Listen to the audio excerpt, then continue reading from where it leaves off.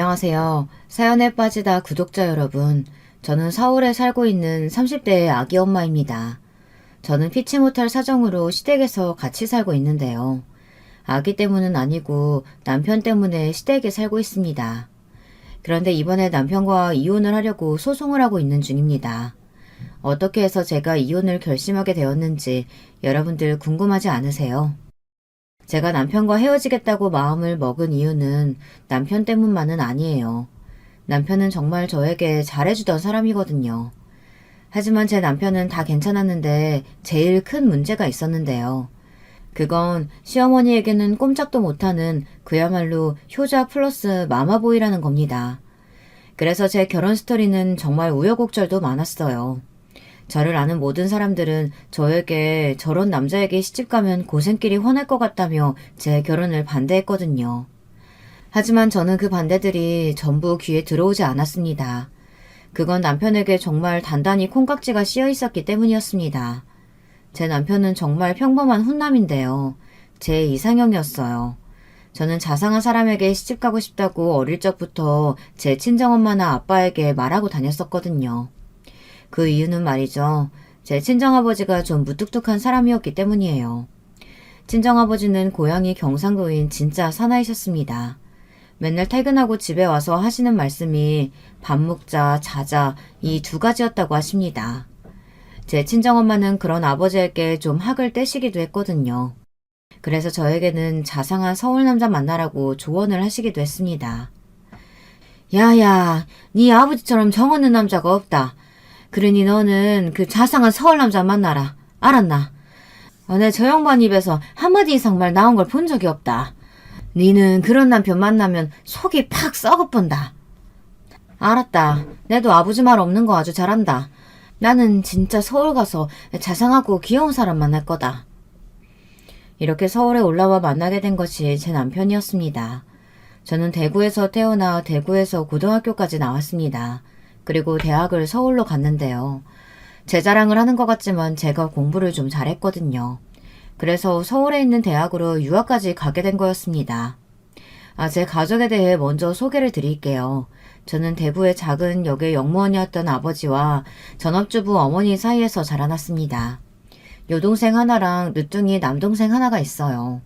아버지는 어머니와 결혼하셨을 당시에 갓 영무원이 되셨다고 합니다. 그러다가 계속 승진을 하셔서 대구 근처 작은 역에 역장으로 퇴임을 하셨어요. 아버지는 공무원이셨지만 권력이나 승진 욕구 같은 건 전혀 없으신 분이었어요. 그저 무뚝뚝하게 자기 할 일만 열심히 하시다가 퇴임을 하셨습니다. 그렇게 저희 삼남매는 대학에 들어갈 때까지 과외나 학원은 문 근처에도 가본 적이 없었네요. 다른 친구들은 엄마에게 학원 다니게 해달라고 조르면 무조건 학원을 보내주고 피아노나 미술도 척척 하는데 저는 공부밖에 할 수 있는 게 없었습니다. 게다가 아이가 셋이다 보니까 어머니는 저희들을 먹이고 입히는 데에만 해도 항상 생활비가 빠듯하셨다고 합니다. 시골 영무원 월급이 얼마나 되었겠어요. 그래서 어머니는 밤마다 뜨개질을 해서 동네 아줌마들에게 아이들 옷을 만들어 파시거나 미싱을 사서 저희들의 옷들을 직접 만들어서 입히기도 하셨습니다. 어릴 적에는 아무 생각 없이 입혀주는 대로 입잖아요. 그래서 몰랐는데 초등학교 들어가니 다른 애들이 저한테 왜 메이커도 없는 옷을 입었느냐고 물었어요. 야, 미연아, 너 이상한 옷 입었네. 와, 네 옷은 맨날 한 가지 색으로 되어 있노. 거기다 메이커도 없고 이상하다. 네 옷 어디서 주운 거 아이가? 아니다. 내 이 옷 우리 엄마가 만들어준 거다. 그러니까 우리 엄마가 얼마나 솜씨가 좋은데. 에이, 그게 아니겠지. 니네 엄마가 옷 사줄 돈 없으니까 만들어 입혔다 아이가. 초등학교 친구들은 이렇게 저를 놀리면서 무시했습니다. 저는 우리 집이 가난하다는 것을 그때 절실하게 알게 되었어요. 저는 속상해서 그 자리에서 엉엉 울었습니다. 그랬더니 선생님이 무슨 일이냐고 달려오신 거였습니다. 선생님은 울고 있는 저를 토닥거리며 인자하게 말씀하셨어요. 선생님은 어머니 솜씨가 좋기만 한데? 그러니 미연아, 울지 마. 그리고 엄마에게 고마워야 해. 어머니는 너희들을 어떻게든 잘 키우시려고 옷도 직접 만들어 입히시는 거니까. 꼭 비싼 게 좋은 것만은 아니야. 그걸 잘 생각하렴. 앞으로 네가 살아갈 때 잊지 말아야 할 덕목이니까. 저는 선생님의 그 말씀이 아직도 기억이 납니다. 그 후부터 저는 아이들이 뭐라고 놀리든 대꾸를 하지 않았어요. 애들도 제가 상대를 안 해주니 금방 저에게 흥미를 잃더라고요. 그리고 저는 그때부터 명품이나 브랜드 옷들에 대한 허영심은 아예 지워버렸습니다. 옷이라는 건 추위를 막아주고 튼튼하기만 하면 되는 거라고 생각했고요. 그 생각은 제가 살면서 쇼핑할 때나 물건을 사야 할 때 중요한 지표가 되었습니다. 그런데 제 시어머니는 정말 명품이라면 사족을 못 쓰시는 그런 분이십니다. 그것도 전부 다 남편을 졸라서 얻어내는 것이고요. 시아버지는 부동산 사업을 하시는 분인데요. 그래서 저의 시댁이 좀 잘 사는 편에 속합니다. 이렇게 돈을 많이 버시긴 해도 시아버지는 항상 절약을 강조하시는 분이세요. 하지만 시어머니는 그런 시아버지 몰래 명품 가방을 사고 명품 옷을 사 모으는 허영심이 가득한 분이었습니다. 시어머니의 그런 면이 저랑은 좀 안 맞는 부분들이거든요. 그리고 제 시어머니는 아들밖에 모르는 아들 바보였습니다. 그것도 남편만 사랑하고 남편의 형님에게는 별 관심이 없으셨습니다. 부모로서는 정말 최악의 부모죠. 자기가 한 배로 낳은 아들들인데 어쩌면 그렇게 아주버님에게 하는 것과 남편에게 하는 것이 너무 다른 것이었어요. 그러니 남편도 찍소리 못하고 시어머니의 말이라면 무조건 듣는 예스맨으로 자라난 것이 문제였습니다. 저는 첫째 딸이라서 그런지 부모님이 저한테 기대는 많이 하셨지만 적당히 거리를 두고 사랑을 해주셨거든요. 워낙 아버지도 무뚝뚝하시고 어머니 역시 저를 사랑하는 마음은 있었지만 그 마음을 매일 표현하거나 하시지는 못했어요. 남사스럽다고 하시면서 애들을 잘 안아주지도 않았고 말도 툭툭 하셨어요. 그래도 저는 제 친정 부모님이 저를 사랑하고 계시다는 것을 아주 잘 압니다. 하지만 시어머니는 남편에게 너무 정신적으로 의지를 많이 하고 계셨던 것 같습니다. 그러니 남편은 마음이 약해져 어머니에게서 독립을 하지 못하고 서로 의지하면서 아주 기형적인 관계를 유지하고 있었습니다. 그리고 문제는 그 상태가 저랑 남편이 결혼하고 나서도 지속되었다는 것입니다. 시어머니는 상견례 자리에서 둘째 아들과 떨어져 사는 것은 생각해 본 적도 없다고 하시면서 저에게 무조건 합가를 요구하셨습니다. 그런데 웃긴 것은 첫째 아들에게는 결혼하자마자 집을 얻어서 나가 살라고 하신 거였어요. 여러분, 우리 시어머니 너무 웃기지 않으신가요? 남편의 형, 즉 시아주버님은 합리적인 생각을 가진 사람이었습니다. 그리고 제 형님도 그냥 무난한 사람이었고요. 시아버지는 유교적인 사상을 가지신 분이 아니어서 장남이 부모를 모셔야 된다거나 사업을 이어받아야 한다는 말씀도 없었고요. 사업은 잘하는 사람이 해야 한다는 생각을 가지신 분이었어요. 그래서 아주버님은 회계과를 나와 회계사 사무실을 차렸습니다. 시아주버님은 저랑 10살 차이가 나는데요. 동생을 막 미워하지는 않지만 별 관심이 없는 그런 사람이었어요. 그저 명절 때나 만나고 나면 별로 볼 일이 없는 사람이죠. 형님도 마찬가지고요. 그래서 저는 시아주버님과 형님에게는 별로 억하심정이 없어요. 그저 시댁에서 살면서 오면 오나보다 가면 가나보다 하고 살았습니다. 하지만 제 모든 스트레스의 원형은 바로 시어머니였습니다. 시어머니는 본인은 소녀 같다고 생각하시지만 정말 너무 나이에 맞지 않는 고집과 아집을 장착하고 계신 분이십니다. 그런데다가 얼마나 엄살이 심하신지 다들 우리 시어머니가 엄살 한번 부리기 시작하면 못 말린다고 혀를 차며 절대 속지를 않는 정도입니다. 하지만 그 엄살을 다 받아줘야 하는 사람이 바로 제 남편입니다. 저는 처음에 시댁에 합가해서 살면서 어머니가 무슨 중병에 걸리신 줄 알았어요. 왜 그랬냐고요? 까딱하면 어디가 아프네, 숨을 쉴 수가 없네, 이런 소리를 늘어놓으시면서 환자인 척을 하십니다. 아침에 일어나는 것도 못 일어나서 제 남편이 항상 가서 안방에서 일으켜줘야 일어나시는 분이거든요. 시아버지는 아예 이런 시어머니와는 각방을 쓰시면서 주로 서재에서 주무시고 안방을 혼자 차지하고 사시는 시어머니는 매일 일어나자마자 둘째 아들을 부르는 게 일과였습니다. 아들, 얼른 와서 엄마 좀 일으켜줘, 응? 아이고, 밤새 잠을 못 잤네. 목이 너무 뻣뻣하다. 알았어. 엄마 잠깐만 기다려요. 금방 가서 내가 일으켜줄게요. 그리고 목 안마도 해줄까? 이런 꼴을 보고 사는데 누가 미치지 않을 재간이 있겠어요. 시댁은 완전히 시어머니와 우리 남편의 신혼집이라고 해도 과언이 아닐 정도였습니다. 시아버지는 모자가 연출하는 이런 시트콤 같은 상황에는 이골이 나셨는지 꼴보기 싫다고 혀를 차시며 서재에서 거의 나오지 않으셨습니다. 그러면 남편은 시어머니가 차려주시는 아침밥을 먹고 출근을 하는 거였습니다. 그동안 저는 뭘 했냐고요? 방에서 아예 나오지를 않았어요. 그건 좀 편하더라고요. 애초에 시어머니는 저를 남편 뺏어간 나쁜 년이라고 생각하신 모양이었습니다. 그걸 막 겉으로 티내면서 저를 미워하거나 구박을 하시지는 않았어요. 하지만 우리 시어머니는 저와 남편이 결혼하던 날 억울해서 우셨습니다.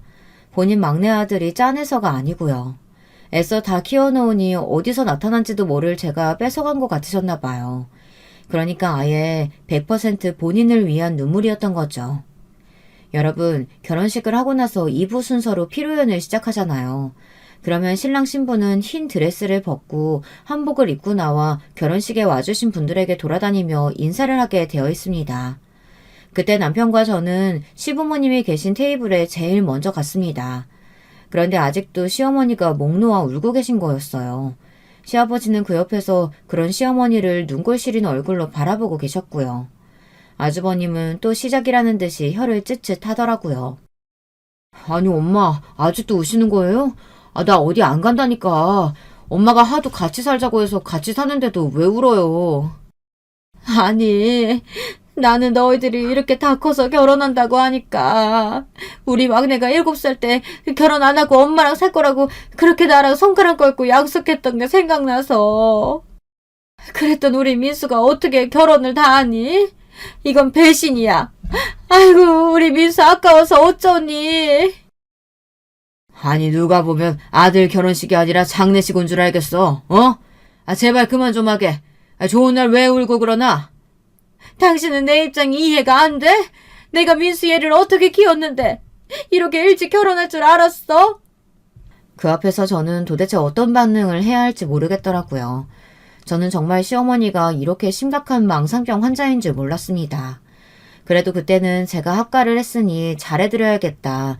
내가 어머니께 잘해드리면 어머니도 나를 귀여워하시겠지 하는 생각을 했습니다. 그때는 제 머릿속이 아마 꽃밭으로 가득했었던 모양이에요. 사랑하는 남자랑 결혼을 했으니까 그 남자의 어머니도 제 어머니처럼 살갑게 대할 수 있을 거라고 착각을 했던 거였어요. 그런데 그건 정말 제 생각일 뿐이었습니다.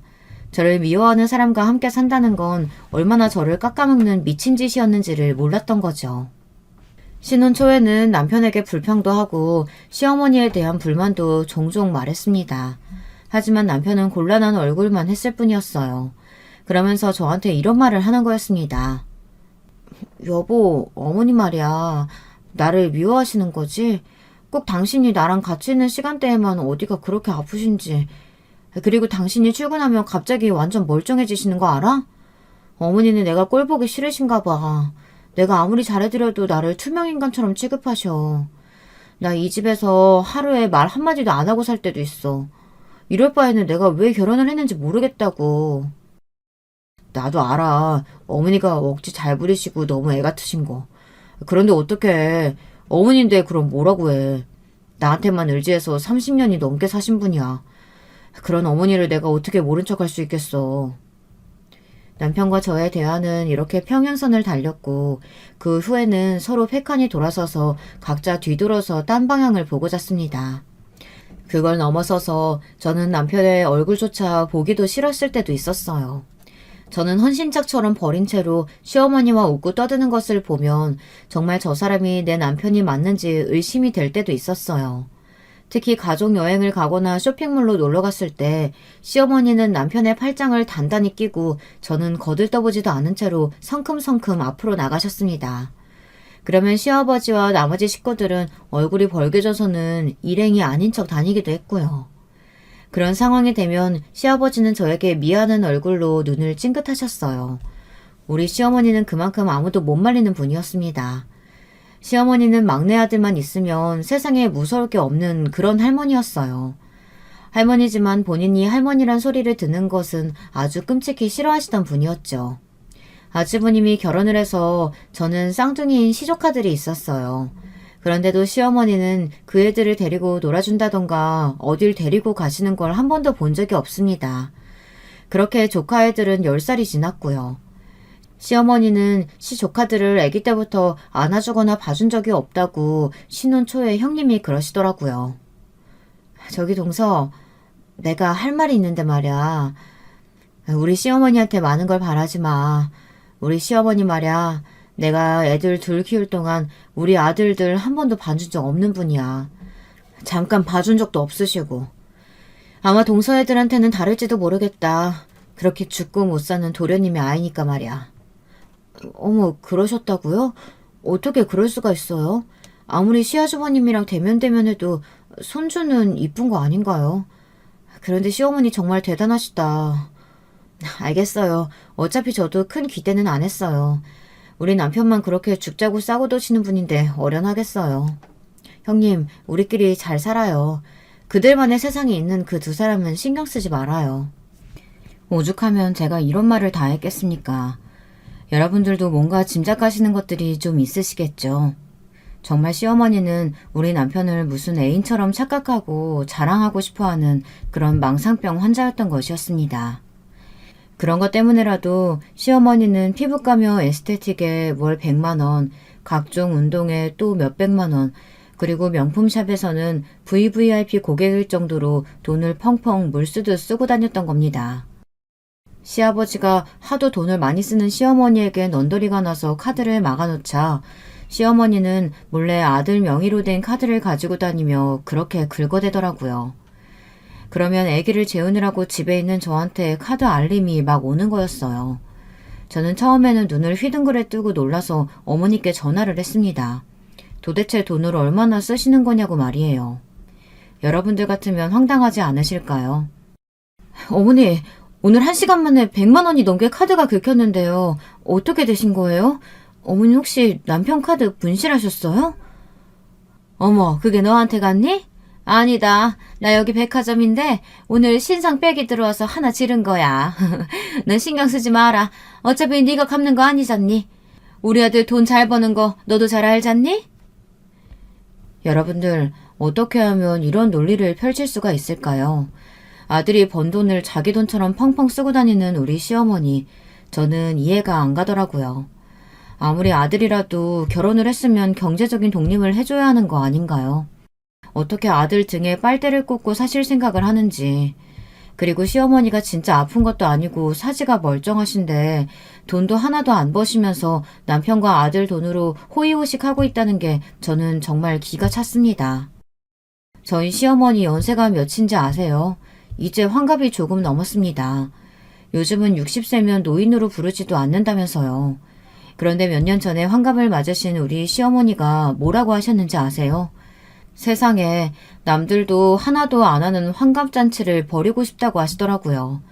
그리고 샤넬백을 사달라고 우리 남편을 막 졸라대는 거 있죠. 본인이 받은 샤넬백이 있다고 하시면서 환갑 일주일 전부터 아들 팔에 매달려 막 백을 사달라고 조르는데 가관도 그런 가관이 없더라고요. 남편은 곤란한 얼굴로 웃기만 할 뿐이었습니다. 제가 옆에서 도끼 눈을 뜨고 거절하라고 남편에게 무언의 압박을 가했거든요. 보다 못한 시아버지가 백은 무슨 백이냐고 정신 차리라고 시어머니께 무서운 얼굴로 일갈을 하셨습니다. 그랬더니 시어머니는 깜짝 놀라 심장을 부여잡고 또 연기를 막 하시는 거예요. 당신 정신이 있는 거야 없는 거야? 어떻게 아들한테 백을 사달라는 말을 서슴없이 하나? 한두 푼 하는 것도 아니고. 그리고 언제까지 막내 끼고 살 생각이야? 우리 며느리 눈 밑에 다크서클 안 보여? 얘는 얼마나 황당하겠냐고. 당신 같은 미친 시어머니 두고 사는 게 쉬운 줄 알아? 에휴, 얼른 얘네들 분가시켜. 아유, 깜짝이야. 어떻게 당신은 집안에서 큰 소리를 치는 거유? 내가 귀가 먹었어? 소리를 지르게? 내가 왜 우리 아들이랑 떨어져 살아야 되는데? 야, 너 막내 며느리, 네가 말해봐라. 너 분가하고 싶니? 애꿎은 불똥이 저한테 떨어졌습니다. 저는 금방 대답을 못하고 있었어요. 당연히 그런 마음은 굴뚝 같았지만 제가 분가하고 싶다고 답하면 우리 시어머니 성질상 막도 울면서 아들을 찾아 돌아다닐 게 뻔했고 저는 시어머니의 그 꼬락서니를 보기 싫었거든요. 그러니 제 남편이 또 나서서 중재를 해야만 했습니다. 어머니, 저 어머니랑 같이 살아도 돼요. 불편한 거 없지, 당신도? 불편한 거, 없지. 여러분, 남편이 못돼 처먹은 게 뭐였는지 아시나요? 꼭 이렇게 제 의견을 안 물어보고 당신 불만 없지 하면서 이런 식으로 제 입을 확 막아놓는 거였습니다. 거기서 제가 뭐라고 할까요? 불편하다고 하면 또 시어머니를 저를 나쁜 며느리라고 모함하며 울고불고 난리를 칠 게 뻔한데요. 저는 그 상황 자체가 정말 불편했습니다. 제 탓이 아닌데 사달이 나고 집안에 분란이 일어나는 것이 제일 싫었습니다. 그래서 우리 아들을 낳을 때까지 그냥 참고 살았어요. 저는 남편을 밤에 같이 잘 때만 봤어도 아무렇지도 않았거든요. 사실은 진짜로 아무렇지 않았던 건 아니지만 그냥 참았어요. 남편을 애인처럼 생각하는 유별난 시어머니의 애기 노릇하는 남편을 볼 때마다 저는 냉소적이 되어갔습니다. 하지만 제가 애를 낳고 보니까 정말 아기 키우는 것이 손이 많이 가는 걸 어떡하겠어요. 저는 혼자 독방 육아를 할 생각은 없었거든요. 저는 시어머니에 가 있을 남편을 불러대기 시작했습니다. 아침에 시어머니를 일으켜서 안마를 하던 남편을 깨워 애기 기저귀를 먼저 갈게 했죠. 그랬더니 시어머니는 당장 불편한 기색을 드러내면서 본인의 애착 인형 작은 아들을 자꾸 데려가는 저에게 뭐라고 타박하기 시작했습니다. 얘 새아가, 우리 민수 왜 자꾸 애기 돌보라고 시키는 거니? 너는 손이 없어 발이 없어.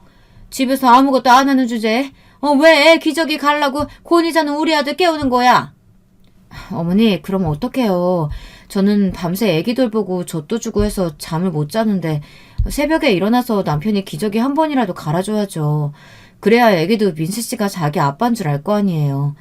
아니면 제가 언제 남편 얼굴 한 번이라도 보겠어요? 맨날 어머니랑 안방에서 하하호호 깨가 쏟아지고 있는데. 저는 이제야 남편과 시어머니의 이상한 관계에 대해 대놓고 지적질을 하기 시작했습니다. 애를 낳고 보니까 더 이상 참고 살 필요가 없겠더라고요. 그리고 저는 아기 낳은 후부터 남편의 카드를 쓰던 시어머니의 과소비를 막았습니다. 시아버지에게 시어머니가 제 남편 카드를 쓰고 있다고 말해버리고 말았던 것이에요. 뭐 좀 비겁하긴 하지만 안 그러면 저는 아기랑 어떻게 살아요. 기저귀도 사야 되고 아기 옷도 사야 하고 젖이 모자르면 분유도 사야 하는데요. 애 키우는데 돈이 얼마나 많이 드는지 저는 애를 낳고 나서야 알았습니다. 그러니 당장 시어머니에게 넘어간 남편의 카드부터 찾아야 했습니다. 시아버지는 그동안 남편의 카드를 빌려다 멋대로 명품 쇼핑을 한 시어머니의 만행을 알아채시고는 엄청나게 분노하셨어요. 당장 시어머니에게 따졌습니다. 어떻게 엄마가 되어서 자식의 카드를 쓸 수가 있냐고. 그것도 몇십만 원도 아닌 몇백만 원씩 말이에요. 어떻게 뻔뻔스럽게 아들한테 카드를 달라고 해서 쓸 생각을 해? 그리고 당신 주제에 그런 명품들이 가당키나 해? 얼른 전부 팔아버려. 당근마켓에서 팔든지 중고 세상에 팔든지 다 팔아버려. 안 그러면 내가 그 꼴도 보기 싫은 가방 전부 내다 버릴 테니까. 당신이 무슨 권리로 내 애기들이 판다고 난리야. 이게 내가 얼마나 피땀 흘려서 사모은 것들인데. 당신 카드로 산 거 얼마 안 돼. 다 우리 민수 카드로 산 거라고. 그러니까 당신 이 가방들 건드릴 생각 아예 하지도 마요. 시어머니의 애기란 것들은 다름 아닌 그 명품 가방들을 말하는 것이었습니다. 저는 시어머니의 말들이 하나도 이해가 안 됐어요. 어떻게 가방이 애기가 될 수 있으며 그걸 자기가 번 돈도 아니고 남편이랑 아들 카드로 살 수 있는지 말이에요. 뭐 선물로 한두 개 받는 거야 그럴 수도 있다고 생각합니다. 하지만 한 달에 한 개씩 다른 사람 카드로 사는 건 정말 너무한 거잖아요. 도대체 죽을 때까지 다 못 들고 나갈 만한 그 가방들을 왜 장롱 속에 제겨놓고 있는 건지 저는 시어머니가 도무지 이해가 되질 않았습니다.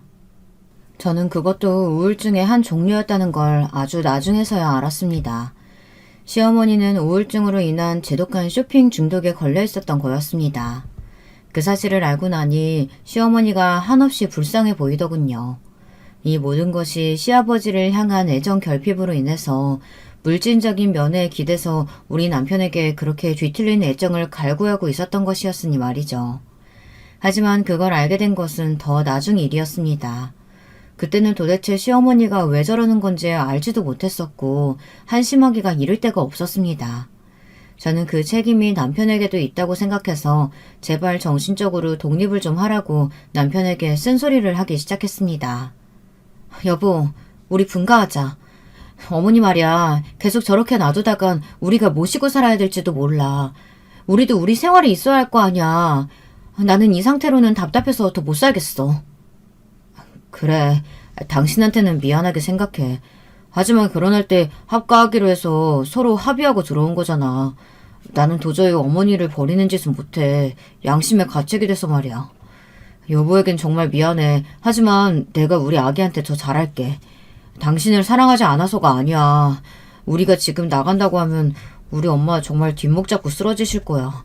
나는 그게 눈에 보여. 그러니까 조금만 참자. 내가 눈치 봐서 엄마한테 전셋집 얻어 나가겠다고 말 잘 해볼게. 나는 괜찮아서 이렇게 사는 줄 알아?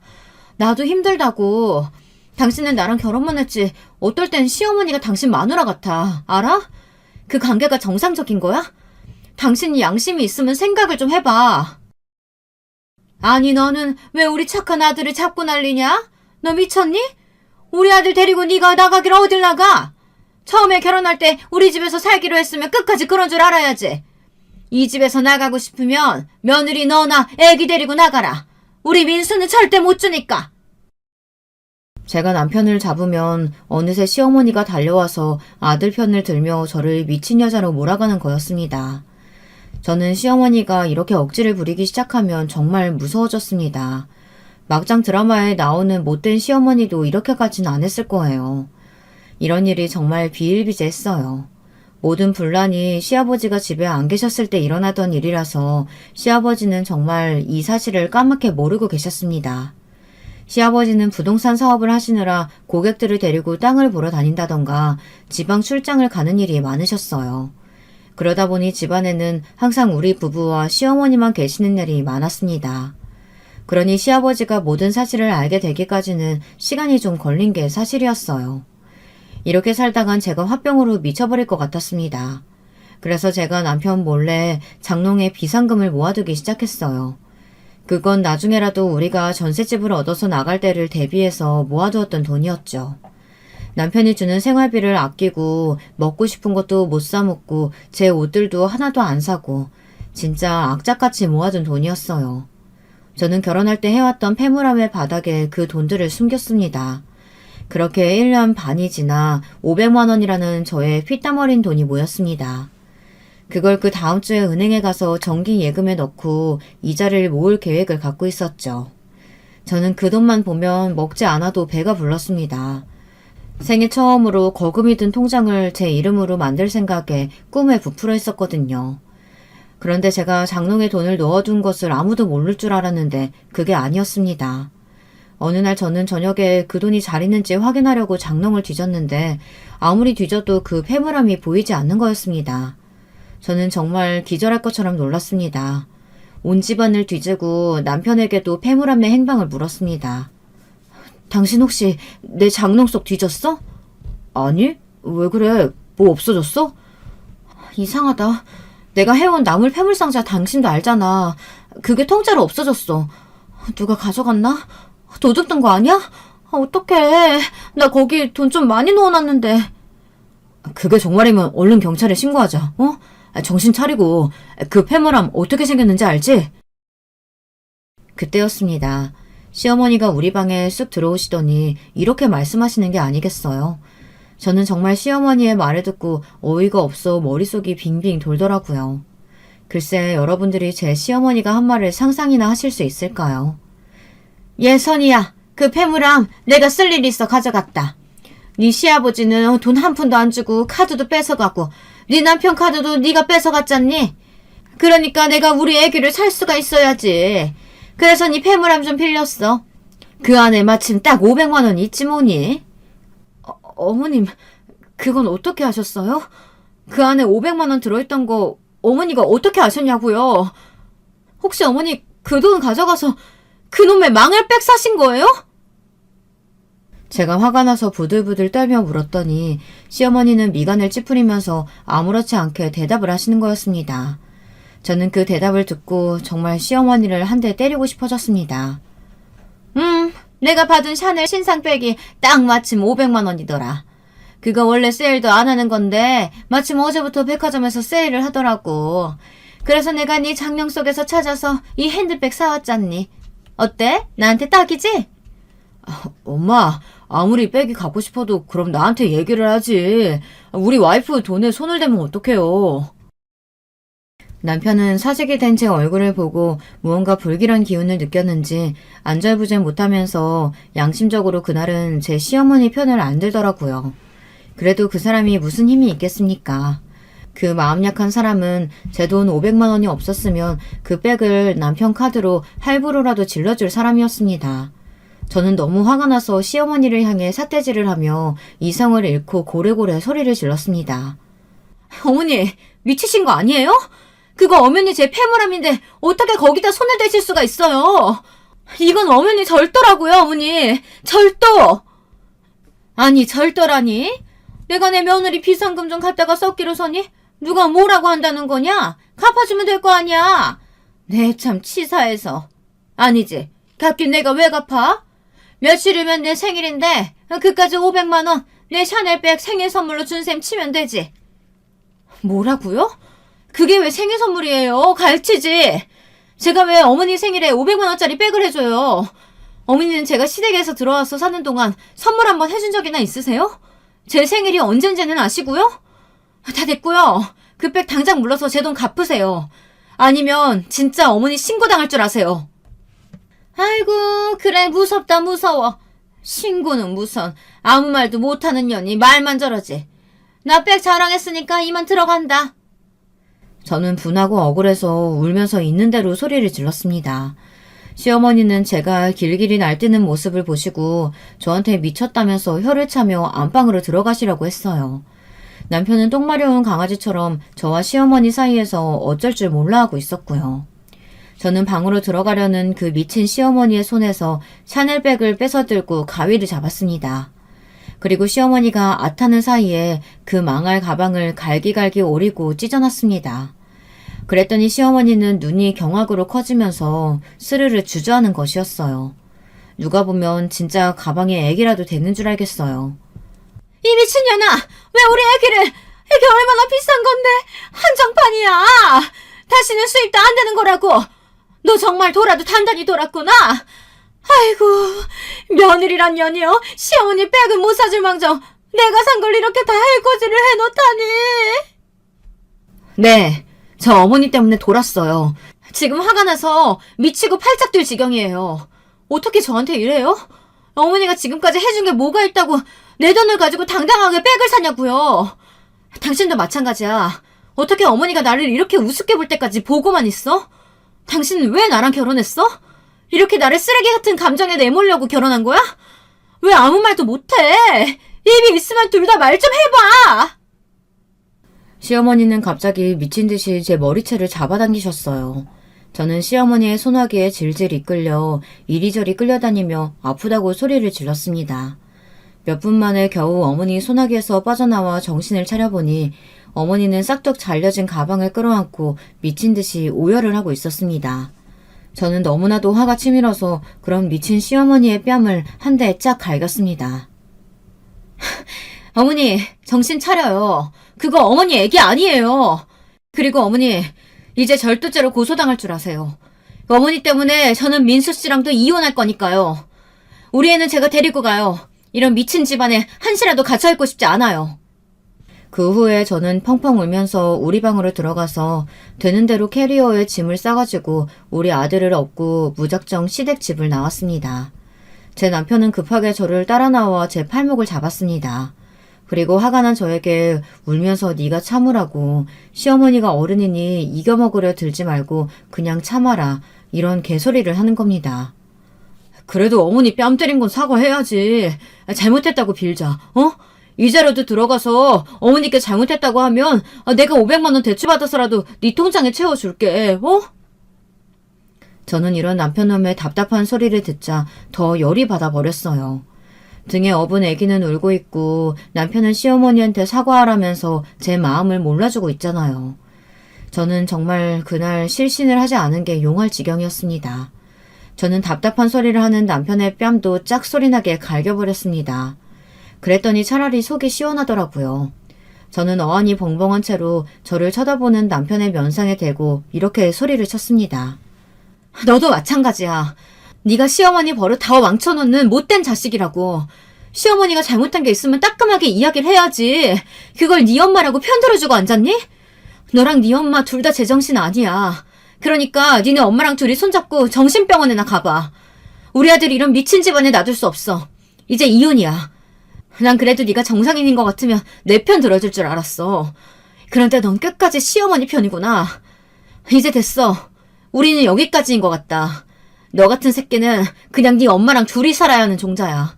다음에 또 재혼해서 다른 여자 등쳐먹을 생각하지 말고 니네 엄마나 잘 모셔. 이 개새끼야. 저는 그동안 남편한테 하고 싶었던 말을 속사포처럼 쏟아내놓고는 남편이 멍하니 있는 틈을 타서 도망치듯 택시를 타고 친정으로 가버렸습니다. 우리 아들을 그 집안에서 키웠다간 정말 남편처럼 될까봐 덜컥 겁이 났습니다. 그래도 아직 아기니까 남편이 없어도 제가 취직만 하면 우리 아들 하나쯤은 먹이고 입히고 살 수 있을 거라고 생각했어요. 그리고 당연히 지저분한 소송을 해서라도 양육비는 받아내고 말 겁니다. 그동안 제가 시어머니에게 당한 게 있는데 어떻게 위자료 한 푼 없이 나갈 수 있겠어요. 친정에 돌아오니 정말 마음이 편해지면서 눈물이 하염없이 쏟아지는 것이었습니다. 친정엄마는 제가 큰 가방을 끌고 울면서 애를 업고 들어오는 것을 보자 무슨 일이냐고 물으시면서도 눈을 휘둥그레 뜨셨어요. 저는 오늘 일어난 일을 친정엄마께 모두 말씀드렸습니다. 그랬더니 우리 친정 부모님 두 분 다 화가 나서 어쩔 줄을 모르시더라고요. 어떻게 합가했다고 며느리 돈을 훔쳐다가 백을 살 생각을 하냐고, 부모가 아니라 철없는 망나니 딸 같다고 말이에요.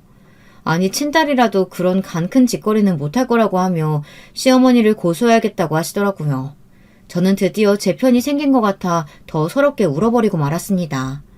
그동안 결혼한 후에 시댁에서 합가해서 살면서 제가 겪은 일들은 이것보다 훨씬 더한 것들이었습니다. 그나마 제가 지금은 많이 순화해서 말씀드린 것이었어요. 물론 제 이혼 변호사에겐 하나도 빠짐없이 전부 말했죠. 제 하소연을 듣던 이혼 변호사 역시 기가 막혀서 입을 딱 벌리고 할 말을 잃었다고 하시더군요. 자기가 그동안 들어본 사건 중에 탑 3급에 드는 미친 시어머니라고 말이죠. 변호사 선생님은 일단 시어머니는 절도죄가 성립하고 민사상으로도 형사상으로도 빼박 징역이나 벌금으로 처분할 수 있다고 하더라고요. 저는 독해지기로 마음을 먹고 시어머니의 집으로 고소장을 보냈습니다. 그리고 남편과의 이혼 서류도 같이 보냈죠. 그랬더니 며칠 후 시아버지에게 조용히 한번 만나자고 전화가 오더군요. 저는 아버님께는 마음이 약해질 것 같아 제 친정아버지를 대동해서 나갔습니다. 친정엄마는 대구집에서 제 아들을 봐주시기로 하셨습니다. 친정엄마는 사돈의 얼굴을 보면 마음이 약해질지도 모르니 절대 보지 말고 절대 합의는 없다는 말만 하라고 저에게 세뇌하듯이 말씀하셨어요. 저는 비장하게 고개를 끄덕이고 나갔습니다. 그래도 혼자서 당하는 것보다는 제 아버지가 같이 계셨으니 든든한 마음이 있었어요. 시아버지가 나와 계신다는 커피숍에 가보니 아버님 역시 남편과 함께 나와 계시더군요. 남편은 제 얼굴을 보자마자 얼굴이 붉어지더니 당장 일어나 따질 것처럼 씩씩거리기 시작했습니다. 그런 남편의 얼굴을 보는데 저는 정말 사람이 저렇게까지 못나 보일 수 있나 하는 생각까지 들더라고요.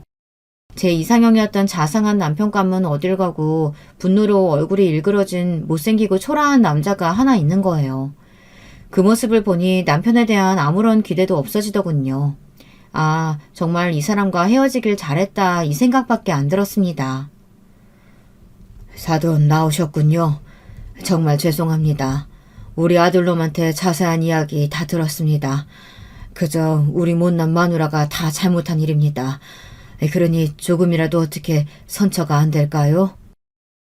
아버지, 그럴 필요 없어요. 선이가 멋대로 어머니 때리고 집 나간 건데 왜 우리가 빌어요? 선이야, 네가 말해봐. 네가 우리 아빠하고 나한테 빌어도 모자랄 판이야 지금. 시아버지는 시댁 집안에서 유일하게 상식적이고 이성적인 분이셨기에 무조건 잘못했다고 빌러 나오신 듯 했습니다. 그랬더니 남편이 옆에서 시아버지께 사과하지 말라고 자기는 저한테 배신당한 거라면서 마구 화를 내더라고요. 그리고 제 탓인 양, 제가 미친 여자인 양 모든 상황을 그렇게 몰아가려 했습니다. 저는 남편의 그런 모습을 보고 엄연히 모든 상황을 알고 있는 우리 친정아버지가 있는데도 저러고 싶을까 그런 생각만 들었습니다. 어떻게 손바닥으로 하늘을 가리려고 하는 건지 남편이 저렇게 된 데에는 시어머니의 잘못된 교육과 맹목적인 애정이 쌓이고 쌓여 그렇게 된 것이겠죠. 제가 분노로 부들부들 떠는 것이 느껴지자 친정아버지는 가만히 제 손을 잡아주셨어요. 그리고는 침착한 목소리로 시아버지를 똑바로 보며 말씀하셨습니다. 저는요, 영무원으로 지내다 퇴직을 해서 그런가 그냥 이번 일이 우리 인연이 잘못됐다고 봅니다. 사돈댁에 사부인하고 제 딸이 상성이 안 맞아가 그런 거라 생각하십시오. 라고 잘못은 그 짝이 했으니까 그에 상응하는 정신적, 물질적 손해배상은 꼭 하셔야 할 겁니다. 아무래도 사부인은 정신과적인 치료를 받으셔야 하는 것 같고요. 저희는 할 말 다 했습니다. 이만 가보겠습니다. 사돈, 마지막으로 우리 딸 그동안 잘 보살펴 주셔서 감사합니다. 하지만 이제 제가 우리 딸 거둘 거니까 걱정은 하지 마시고 댁의 아들 그리고 마누라 잘 챙겨주세요. 친정아버지 말씀을 들은 시아버지는 그저 먹먹한 눈으로 제 아버지를 쳐다보기만 하시더라고요. 우리 아버지 말씀은 하나도 틀린 구석이 없었으니까요. 저는 옆에서 눈이 휘둥그레져서 우리 아버지를 쳐다볼 수밖에 없었어요. 우리 친정아버지 정말 무뚝뚝한 분인 거 처음에 말씀드렸잖아요. 매일 집에 와서도 한두 마디 듣기도 힘든 양반인데 이렇게 조리 있게 말도 길게 할 줄 아는 분이셨다니. 저는 새삼스레 아버지에게 존경심이 샘솟기 시작했습니다. 친정아버지는 제 손을 끌고 커피숍을 나오면서 제 손을 힘있게 잡아주셨습니다. 그리고 저한테도 이런 말씀을 하시더라고요. 네, 우리 딸한테 너무 무심했지. 미안하다. 우리 세대는 말을 아껴야 한다고 교육을 받은 기라. 그래서 내 할 말 없으면 입 꾹 다물고 지는 기라. 그런데 이번 일 생겨보고 나니까 할 말은 해야겠다 생각 들더라. 그래서 사돈 어른 앞에서도 당당히 말했던 기라. 우리 딸 그동안 시댁살이 살면서 얼마나 속이 썩었겠나. 그러니 우리 집으로 돌아가자. 이 아버지가 맛있는 미역국 끓여줄 테니까 집에 가서 우리 밥 먹자. 와우노. 친정아버지의 의외의 다정함에 저는 어느새 굵은 눈물을 흘리며 엉엉 울어버렸습니다. 그렇게 대구로 돌아오는 차 안에서 아버지는 말없이 운전을 하시고 저는 한참을 흐느끼며 울었습니다. 그러고 나니 정말 날아갈 것처럼 속이 시원해지더라고요.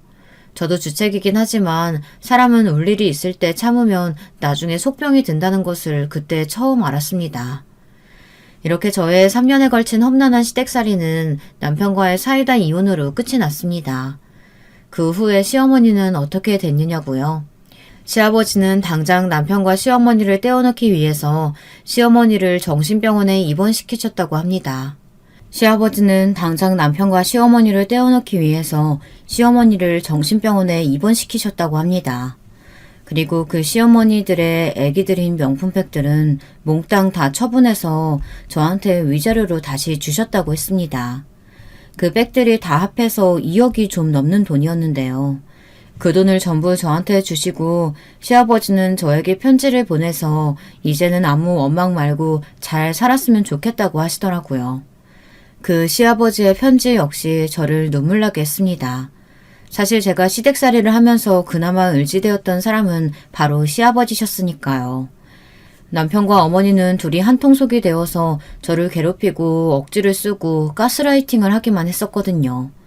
그런 저에게 항상 미안하다, 내 탓이다를 외치면서 사신 분이 바로 시아버지셨습니다. 저는 이혼 소송이 끝나면 서울 쪽으로는 침 한 번도 안 뱉을 생각이에요.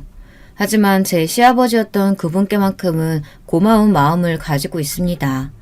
아무래도 팔은 안으로 굽는다고 시아버지도 얼마든지 시어머니와 남편의 잘못을 모르는 척 은폐하고 싶으셨겠죠. 하지만 그러지 않고 공정한 판단을 해주신 게 그렇게 감사하더라고요. 여러분, 제 이혼 스토리는 여기서 끝이 난 것 같아요. 아직도 양육비와 해결이 안 된 몇몇 문제들이 남아있어서 진흙탕 싸움은 계속하지만요. 저는 요즘에 잠도 잘 자고 아기도 잘 커서 이제 두 돌이 되었어요. 아직 말은 못하지만 불안해하지 않고 잘 먹고 잘 자라주는 아들을 볼 때마다 감사합니다. 제가 만약 그 집구석에 계속 있었으면 시어머니와의 불화를 옆에서 보면서 우리 애가 불안함에 떨었을 거라고 생각하니 정말 끔찍한 마음뿐입니다. 그러기 전에 남편과 잘 헤어졌다고 생각합니다. 오늘 제 이야기가 여러분들에게 어떤 사연으로 다가왔을지 궁금하네요. 시원한 사이다 스토리였으면 좋겠습니다. 저는 정말 그랬거든요. 뜻하지 않게 아버지의 자상한 면을 본 것도 너무 좋았습니다. 아버지는 저의 보물 같은 분이 되었어요. 제가 친정에 온 후부터 아기도 잘 돌봐주시고 우리 어머니랑도 화해도 하셨거든요. 어머니가 3남매 키우시면서 고생을 많이 하셨다는 걸 손자보면서 알게 되었다고 아버지는 어머니에게 그동안 미안했다고 하셨습니다.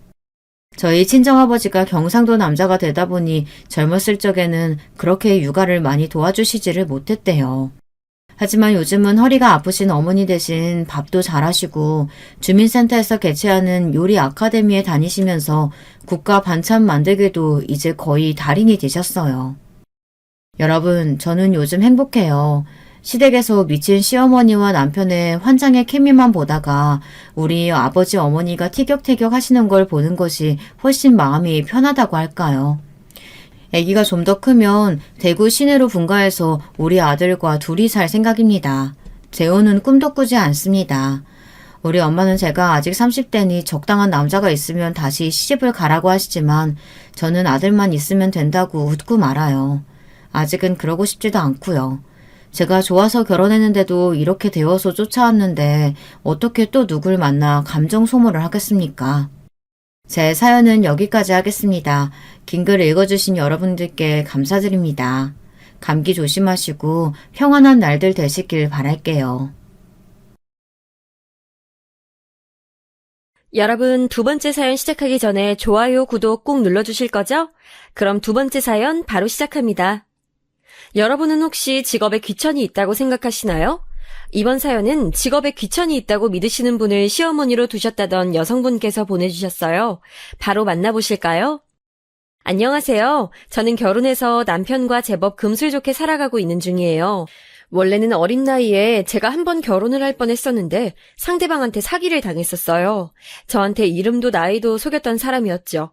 하마터면 결혼까지 갈 뻔했었으나 파혼된 계기가 아주 웃겼어요. 무엇 때문이었냐면요. 그 상대방이 경찰에 잡혀가서 그랬답니다. 다른 사람들의 등쳐먹는 짓을 많이도 하고 살았더군요. 그때 저는 난생 두 번째로 경찰서에 가서 이것저것 조사까지 받았었네요. 만약 그때 상대방이 경찰에 잡혀 들어가지 않았다면 제가 어떻게 됐을지도 모를 일이었죠. 상대는 전문 사기 조직원의 일원인 것 같았으니까요.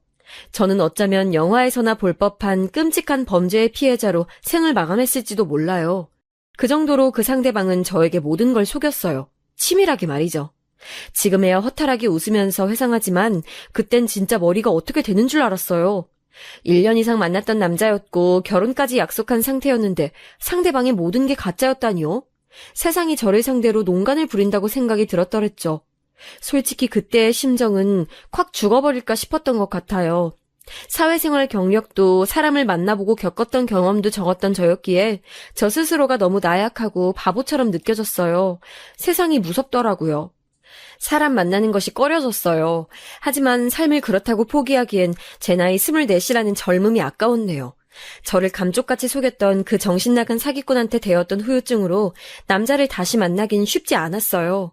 그리고 후유증이 옅어져 가던 제 나이 27살 때 다시 그 사기꾼의 소식을 듣게 되었거든요. 기어이 감옥까지 갔던 그놈의 행방 따위가 제가 자발적으로 궁금해한 적은 없었는데요. 얼마 전부터 도대체 어떻게 알아낸 건지 제 연락처로 자꾸만 연락이 와서 자연스레 출소한 것을 알았고 내심 두려움에 떨고 있었는데 그로부터 오래 지나지 않아서 그 사기꾼 놈이 죽어버렸습니다. 그놈의 수첩에 제 연락처가 남아있어서 경찰이 저한테 연락을 했고 그래서 알게 됐어요. 무섭더라고요. 왜냐하면 스스로 극단적인 선택을 한 것으로 보이진 않는다고 했거든요. 그럼 의미가 뭐였겠나요? 정말 무서운 인연이었다는 생각에 저는 이사까지 갔었네요. 그리고 또다시 남자 만나기가 두려워져서 당시에 지인의 소개로 호감을 가지고 연락을 주고받던 남자와는 그냥 헤어져 버렸어요. 이러다가 결혼을 못하는 건 아닐까 싶은 생각을 가지고 30대가 됐는데 어쩌다 보니 진짜 인연을 만나서 결혼까지 하게 되었지 뭔가요. 저는 남편을 처음 만났을 때 설마 이 사람하고 잘 될 거라고는 상상도 못했어요.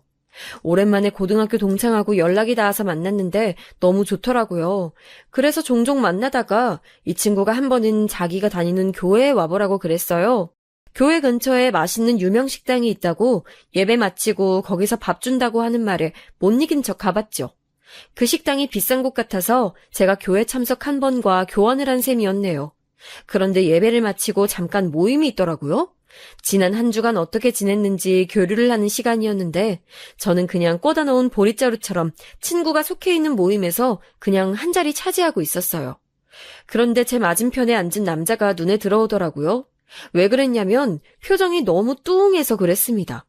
생긴 건 제법 멀끔한데 표정이 뭔가 불만이 많아 보였고 다른 사람들은 웃으면서 자기 이야기하는데 그 남자만은 말도 혼자서 되게 어색하게 하더라고요. 제가 그곳에서 꽂아 놓은 보릿자루였다면 그 남자는 마치 초대받지 않은 불청객 느낌이었달까요? 좀 웃긴 것 같아서 그냥 몇 번 관찰을 했던 것뿐인 그 남자, 훗날 제 남편이 됐지요. 2주 뒤 제 동창한테서 연락이 왔었어요. 같이 교회 모임에 있는 어떤 남자분이신데 그분이 너에 대해서 물어보시더라? 너 이제 교회 안 나오냐면서 그러시던데? 지난주에 너 교회 안 나온 것도 알고 계시더라. 뭐라고? 난 애초에 그때 일회성으로 한 번 나갔을 뿐인데 그날 딱 나를 보고선 기억을 한 사람이 있단 말이야?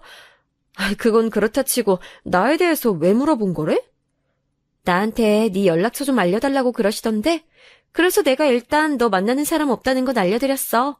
나 잘했지? 그리고 연락처도 알려드렸으니까 너한테 아마 곧 연락하실 것 같아.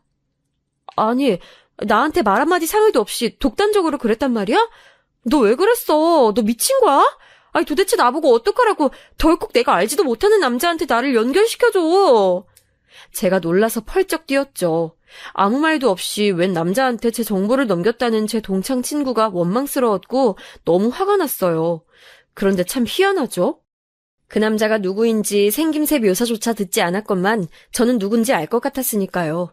딱 한 번 교회에 나가봤던 그날 제 맞은편에 있었던 남자일 거란 이상한 확신이 제 안에 있었어요.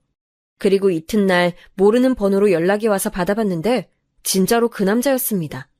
저를 처음 보자마자 관심이 가고 호감이 느껴졌었대요. 그래서 그날 긴장하느라 표정도 굳어있고 모임에 집중하지 못해서 말도 횡설수설하고 그랬던 것이라고 설명을 하더라고요. 그 얘기를 들으니까 괜히 귀엽게 느껴졌어요. 그래서 만나게 됐고 본격적인 연애를 시작했던 거죠.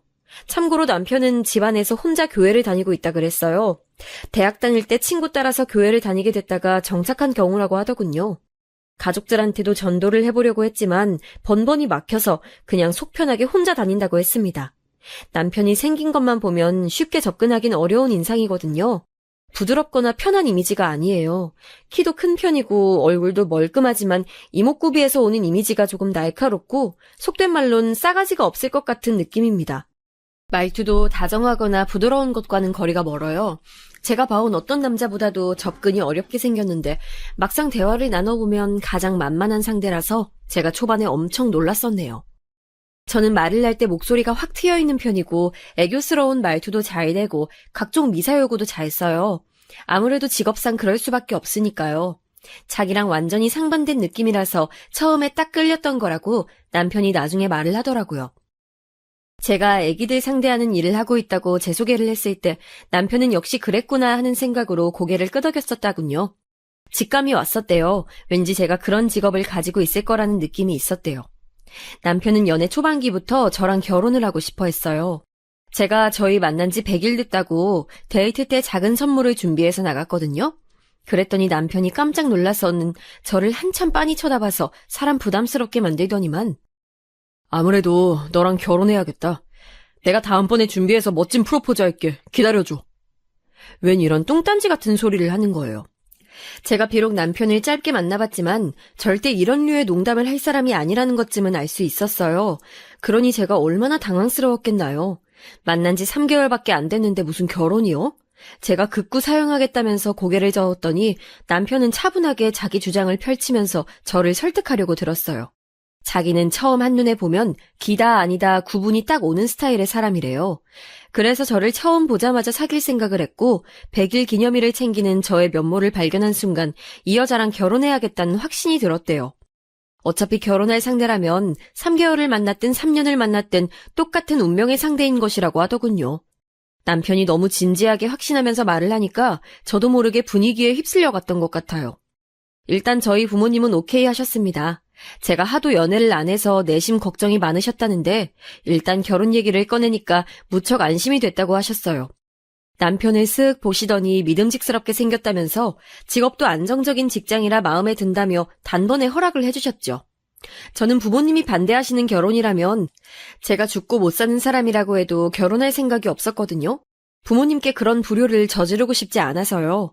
그런데 부모님이 흔쾌히 허락을 하시니 저도 남편의 뜻을 따라 결혼을 준비하는 쪽으로 마음이 기울어갔네요. 하지만 장애물은 반대쪽에 있었답니다. 이쯤에서 시댁 식구 소개 나와야죠. 남편은 집안의 둘째예요. 첫째는 남편의 누나인 제 시누이인데요. 결혼했습니다. 제가 처음 봤을 때 이미 애가 둘인 엄마였고요. 하지만 애를 둘이나 낳았다기엔 믿기지 않게 몸매 관리가 완벽해서 제가 조금 놀랐었네요. 그리고 남편이랑 둘이 연년생이라서 1살 차이밖에 안 나요. 집안의 셋째가 곧 막내인데요. 남편의 남동생인 제 도련님은 미혼이세요. 늦둥이라서 자기 누나, 형하고는 나이 차이가 많이 나는 경우랍니다.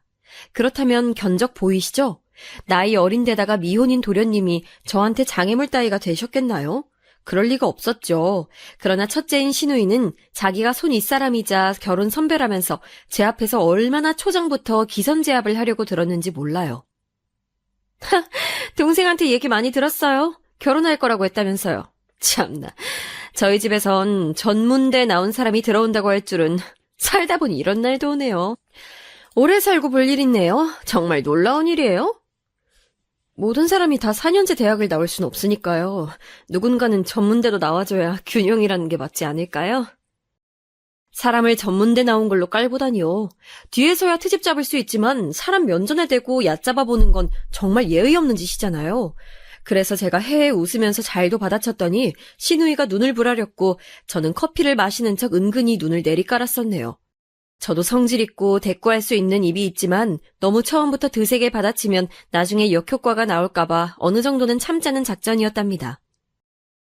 그 균형을 저는 굳이 저희 집 사람이 맞춰야 한다고 생각하지 않는 사람이에요. 제 동생이 저랑 치고받고 싸우면서 큰지라 솔직히 엄청 애틋한 남매 사이는 아니거든요.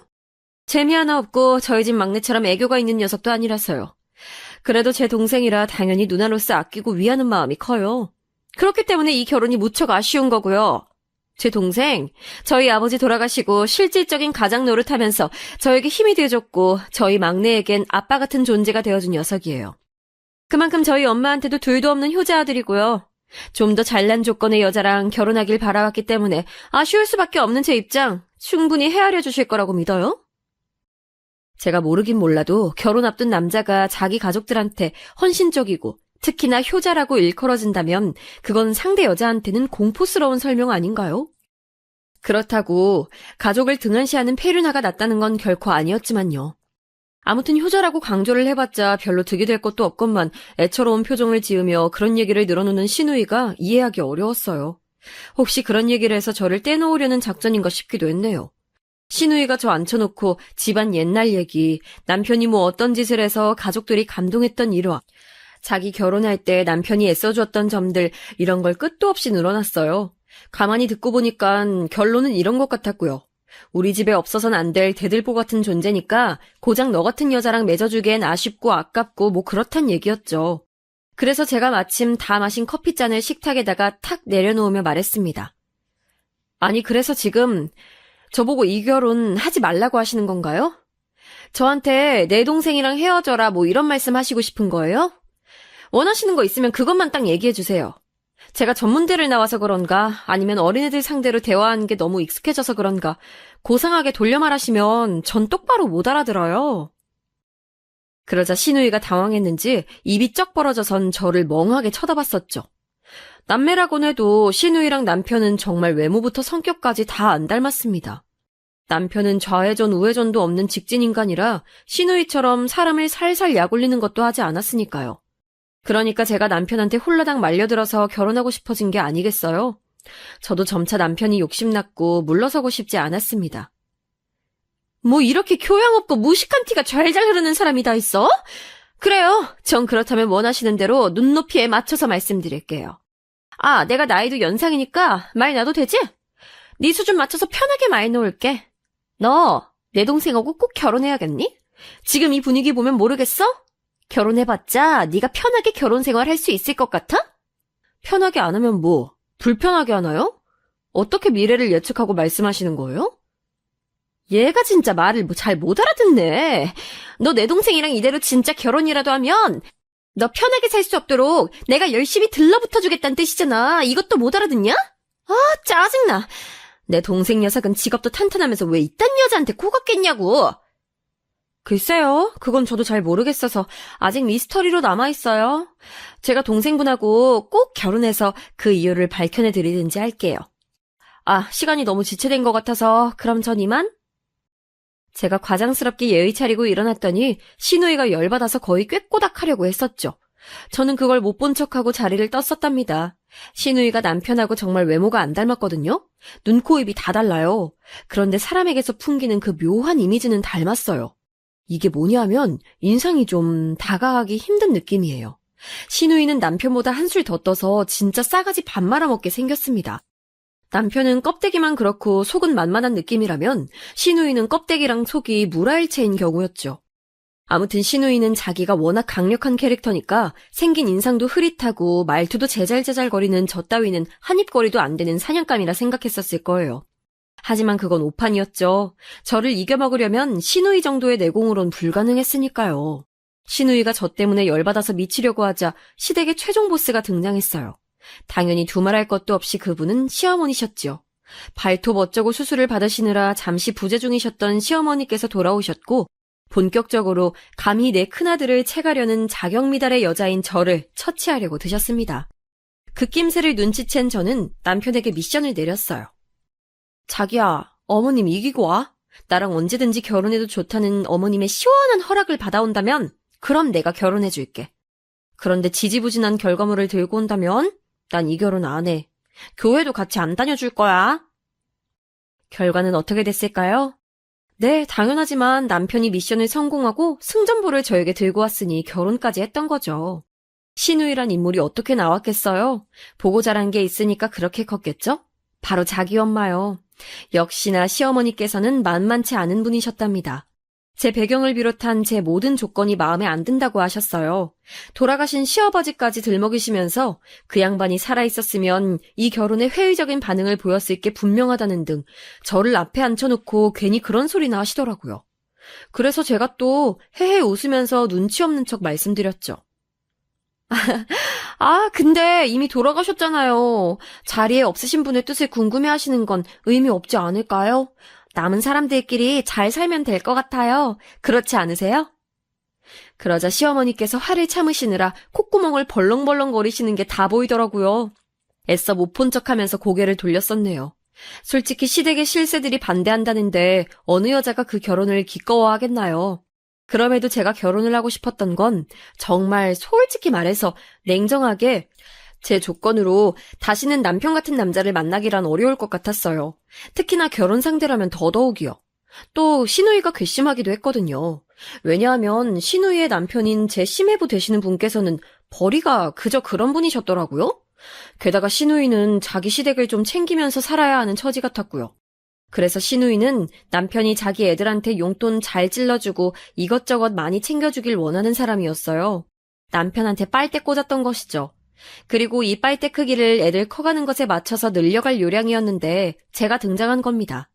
결혼하게 됐으니 이제 남편은 자기가 꾸릴 가정에만 집중하게 생겼죠. 신우이로서는 비상이었던 거예요. 게다가 제 집안 배경이 형편없다는 건 뭘 의미했겠어요? 제가 돈이 없어서 남편이 혼자 결혼 비용을 열심히 부담해야 한다는 얘기니까 신우이는 자기가 더 이상 돈을 뜯어먹을 수 없겠구나 싶어졌던 것입니다. 그러니까 여러모로 제가 싫었던 거예요. 만약 제가 학력이 어떻든 직업이 어떻든 간에 집에 돈만 많았어도 시누이는 저를 쌍수들고 환영했을걸요? 그래서 너무 괘씸한 듯 느껴졌어요. 자기 동생한테 빨대 못 꽂게 되었다고 저를 쳐내려고 했던 것이니까요. 더더욱 결혼하고 싶어졌어요. 시누이가 제가 돈 없는 여자라서 싫어한 것이라면 시어머니께서는 제 집안 수준이 낮아서 꺼려진다 하셨어요. 저희 엄마가 식당 일을 하신다는 걸 듣고는 낯빛이 확 바뀌셨을 정도였죠. 그 연세에 식당에서 주방 일을 하신다고? 듣기만 해도 구질구질해서 머리가 다 아파오네. 나한테 그런 세상은 완전히 다른 세상 이야기인데 식당 일을 10년 넘게 하셨다니 아유 이걸 나 어떻게 받아들여야 하나. 갑자기 두통이 일어나신다면서 시어머니께서 머리를 붙잡으셨을 때 제가 또 해맑게 조언을 드렸었죠. 고민되시면 그냥 좋게 받아들여주시면 감사할 것 같아요. 그럼 마음 편하시잖아요. 그랬더니 시어머니께서는 버럭하시면서 저를 혼내셨죠. 없이 사는 집안 주제에 그걸 부끄러이 여기지는 못할 망정 뭐가 그렇게 당당하냐면서 저한테 엄청 잔소리하셨어요. 저는 울상인 척하면서 고개를 주걱거렸지만 실상은 전혀 타격이 없었답니다. 무슨 공격을 하든 제가 왜 타격을 입지 않았냐고요? 그 해답은 제 과거에 달려 있었죠. 제가 정신 나간 무서운 사기꾼 만나서 곤혹스러웠던 이야기는 앞에서 말씀드렸죠. 우선 이것 때문에 웬만한 사건들은 놀랍지도 않게 받아들일 수 있도록 변한 것 같아요. 일상에서 자잘한 일을 겪어도 옛날에 그 일에 비하자면 전혀 심각하지도 무섭지도 않으니까 그냥 아 그렇구나 하고 넘기는 모습이 저에게 생긴 것이었죠. 그 사기꾼 놈이 저에게 남긴 유일한 긍정적 요소랍니다. 더 훨씬 이전으로 가보자면 저는 고아원 출신이었어요. 지금은 다 보육원으로 부르지만 당시엔 제가 있었던 곳이 고아원인 곳으로 기억을 합니다. 고아원에서 오래 살진 않았어요. 제 나이 8살 때 지금의 부모님을 만났고요. 저를 입양해 주셔서 저는 부모님의 딸이 되었고 한 가족이 되었답니다. 저에겐 오빠와 언니가 있어요. 철이 다 들고 나서부터는 셋이 잘 지냈는데요. 그 이전엔 소리 없는 전쟁이었죠. 저만 일방적으로 당하는 전쟁이요. 오빠와 언니는 편을 먹고 저를 괴롭혔어요. 사소하게 약 올리고 못 살게 구는 것은 그냥 예사였고요. 저는 오빠의 샌드백이라서 걸핏하면 얻어 터졌고 언니가 마음대로 가지고 노는 장난감이었기에 가위로 아무렇게나 머리칼을 잘린 적도 있었어요. 그리고선 두 사람은 저에게 만약 부모님한테 이른다면 너를 다시 갖다 버리라고 말씀을 드릴 거다라고 매번 저를 협박했습니다. 저는 가정이라는 울타리 밖으로 버림받고 싶지 않아서 꾹 참으면서 힘든 시간들을 버텨냈어요. 사실 한 집에 사는데 부모님이라고 그 사실을 모르셨을까요? 어느 정도는 아셨어요. 하지만 당신들의 친자식들을 위해서 묵인하셨던 것이죠. 그렇게 해야 아이들끼리 진심으로 잘 섞여 들어갈 거라고 믿으셨대요. 당신들이 개입하면 새 아이들의 관계가 영영 어그러질까봐 그게 걱정되셔서 가만히 두셨대요. 나중에 들은 걸로는 아무튼 그랬다고 하시더라고요. 제가 당한 괴롭힘의 진짜 수위를 아셨다면 부모님이 당장 끼어드셨겠죠. 하지만 그 정도일 거라고는 상상도 못하셨기에 방관을 하셨던 거예요. 저를 완전히 굴복시키고자 했던 오빠와 언니에겐 미안하게도 저에게는 타고난 독종 기질이라는 게 있었던 것 같아요. 두 사람이 저를 밟으면 밟을수록 저는 수그러들기보다는 꿋꿋해졌죠. 시간이 좀 지나면서 그래도 점차 융합되기 시작했어요. 저희 집은 원래 잘 살았습니다. 가난했다면 이미 애가 둘이나 있는데 또 하나를 입양하지도 않았겠죠? 그렇기에 오빠와 언니가 고아 주제에 우리 집으로 와서 따뜻한 밥 먹고 좋은 옷 입는다며 짜증을 냈었던 건데요. 정말 가슴 아프게도 저희 집의 경제적인 평탄함은 오래가지 못했어요. 제가 중학교 1학년 때 가세가 확 기울어져 버렸죠. 오빠는 고등학생이었고 언니는 중학교 3학년인 때였네요. 이때 처음으로 입양된 이후로 느껴본 적 없는 강한 두려움이 들었어요. 이 정도로 집이 어려워져서 작은 집으로 이사까지 가는 상황이라면 부모님이 진짜로 저를 버리시는 건 아닐까 하는 짐작이 들었기 때문이었죠. 갖고 싶은 거 절대 말하지 않았습니다. 모든 욕구를 다 참았고요. 민폐 안 끼치는 걸 보여드리려고 정말 많이 애썼던 것 같아요. 집에선 그래서 밥도 많이 안 먹었어요. 학교 급식에서 미친 듯이 많이 먹었고 집에선 먹는 것도 자제했습니다. 공부를 열심히 해야겠다는 판단이 선 것까진 좋았는데 머리가 안 따라주더라고요. 성적만큼 욕심이 안 나와서 속으로 많이 방황했어요.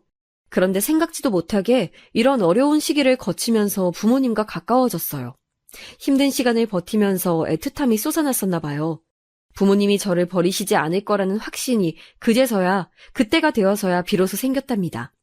진심으로 저를 딸로 생각하고 계신다는 것을 알자 마음이 편해졌어요. 언니랑도 함께 사춘기를 나면서 같이 고민을 나눈 사이가 되었고요. 저 고등학교 때 오빠가 아르바이트 월급 받았다면서 저한테 용돈 주더니 이걸로 문제집 사고 매점에서 과자 사 먹으라고 했을 때 그제서야 오빠도 진짜 가족처럼 여겨지게 됐고요. 오빠한텐 말 안 했었지만 저 오빠가 그때 줬던 돈을 한참 못 썼어요. 처음으로 오빠한테 받아봤던 돈이라 쓰기가 아까웠거든요. 영어 사전 가운데에 그 돈을 끼워서 고이고이 간직했다가 괜히 지치고 힘든 날이 오면 그걸 펼쳐서 확인해봤어요. 그러면 입가에 미소가 지어졌죠. 어렸을 때는 오빠랑 언니가 저를 언젠가는 정말 처리해버리는 게 아닐까 하는 망상을 많이 했었고, 나중에 자라면 오빠랑 언니한테 멋지게 복수하겠다는 미래를 꿈꿨었는데, 셋이 정말로 남매가 되어 잘 지내게 될 줄은 몰랐었죠. 사람 관계란 어떻게 흘러갈지 모르는 것이더라고요. 물론 제가 6년 넘게 지독히도 시달리면서도 크게 내색 한 번 안 하고 독하게 그 집에서 버텼던 게 가장 유효했지만요. 게다가 제 직업이 뭔지 혹시 유추 가능하신가요? 유치원 교사랍니다. 제가 아이들을 너무 사랑해서 그 직업을 가지게 된 건 아니었고요. 진짜 어쩌다가 보니까 그렇게 길이 열려서 흘러들어가고 말았어요. 제 친구들 중에도 유치원 교사가 몇 명 있는데요. 원래 총 6명이 유치원 교사 모임이라서 같이 교류하는 사이였죠. 지역이 가까워서 정기적으로 만나서 저녁 먹었고요. 초반엔 참 좋았는데요. 몇 년 사이에 4명이 증발했어요. 못해 먹겠다고 하면서 사라져버렸죠. 4명 중에서 2명은 개 같은 원장 죽이고 나도 지옥 가고 싶은데 그럴 용기가 없어서 유치원을 그만둔다며 유치원 원장 탓을 하더니 영영 그 일을 때려쳤고요. 또 나머지 2명은 내가 애들을 보려고 일을 하는 것인지 애엄마들을 상대하려고 일을 하는 것인지 모르겠다며 일에 굉장한 회의감을 가지더니 고민 끝에 역시나 영영 그 일을 때려치웠어요. 저 말고 나머지 1명은 일찍 결혼했는데 그 신랑이란 사람이 빚이 좀 있어요. 여차저차해서 아무튼 돈 때문에 일을 한시도 쉴 수 없는 모양이었죠. 더럽고 치사해도 돈 때문에 붙어있는다고 그랬으니까요. 그렇다면 6명 중 마지막 남은 저요. 저도 개 같은 원장 만났고 저럴 거면 애를 유치원에 당최 왜 보내는 건가 싶은 또라이 애엄마들도 많이 겪었어요. 저라도 예외는 아니었다는 거죠. 그런데 유치원 일을 하면서 제 신조가 어쩌란 말이냐 이거거든요. 원장이 지랄을 해도 어쩌라는 건가 생각하다 보면 잊게 됐고요. 애엄마가 별 말도 안 되는 걸로 트집 잡으면서 난동을 부려도 나보고 어쩌란 걸까 생각하다 보면 그냥 또 지나가더라고요. 저는 농담 아니고 진짜 동네 마트에서 애엄마한테 머리채 잡혀서 뜯겨본 적도 있었어요. 자기 애를 제대로 못 돌봤다나 그렇다면서 저를 진작에 벼르고 있었는데 마침 얼굴 보게 됐으니 그냥 못 넘어간다면서 저를 공격했습니다. 그런데 웃긴 건 그 애는 이미 몇 달 전에 유치원을 옮겼었거든요. 그러니까 완전히 또라이였던 거죠. 아무튼 이런 식으로 어렸을 때부터 시작해서 직업까지 쉴 틈 없이 단련된 저였는데 설마 시어머니와 시누이가 그까지 공격을 한다고 해서 제가 엉엉 울며 꼬리를 말거나 후퇴를 한다면 그건 말이 안 되는 거였어요. 시어머니께서는 끝까지 저를 탐탁지 않아 하셨지만 결국 저는 남편과 결혼했죠. 남편이 결혼하면서 저한테 그랬어요. 자기한텐 좋은 엄마지만 저한테도 좋은 시어머니일 거라는 확신은 솔직히 없다고요. 그런데 어쨌든 자기는 제 편이니까 그것만 알고 살아줬으면 좋겠다는 말을 해줬답니다. 전 어차피 시집살이 공격에 끄떡 안 하는 강철 방패 인간이니까 제 걱정 안 해도 된다고 남편을 안심시켰죠. 그렇게 결혼 생활 시작해서 남편이랑 나름 재밌게 살았어요. 장점이자 단점이라면 남편이 생각보다도 더 자기 직장에서 인정받는 사람이었더라고요. 연봉 인상도 계속 기대해 볼 만했고 무엇보다 급여에 보너스 찍히는 게 아주 쏠쏠했어요. 이렇게 되면 무조건 장점 같아 보이겠지만 그만큼 남편이 많이 바빴어요. 결혼 당시보다 몇 달이 지나자 훨씬 바빠져서 남편은 거의 직장에 매달려 있었네요. 남편은 저한테 이게 다 우리 부부의 미래를 위한 발판 마련이나 다름없으니까 유치원 교사 일도 오래 하지 말고 슬슬 그만둘 준비하라고 그랬어요. 조금만 더 하다가 다 끝내고 집안일 열심히 하면서 쇼핑 실컷 다니고 아이 가질 준비하고 그렇게 지내라고 했습니다. 태어나서 저한테 그렇게 여유로운 일상을 주문하는 사람은 처음 봤어요. 역시 남편하고 결혼하길 잘했다 싶더라고요. 저는 유치원 교사 일에 특별히 대단한 사명감도 없었고 그래서 남편의 뜻에 따르겠다고 했죠. 대신 금방 그만둘 생각까진 없었으므로 어느 정도 다니는 데까진 계속 유치원을 다니겠다고 했고요. 그런데 이게 화근이었을까요? 일이 그렇게 되려니까는 그랬던 것인지 제가 하필 학부모한테 부당한 해코지를 당하고 있을 때 시어머니께선 그걸 목격하셨어요. 유치원하고 멀지 않은 곳에 스타벅스가 새로 오픈해서 거길 가봤거든요. 그런데 거기서 어떤 아이 어머님을 딱 마주친 거예요. 저한테 자꾸 사적으로 연락하시면서 우리 애한테 이것 좀 해주세요. 우리 애 오늘 이거 했나요? 안 했나요? 이런 거 보내시는 분이라 특히 밤늦게나 새벽에도 보내셔서 제가 진짜 마음에 안 들어하고 있었거든요.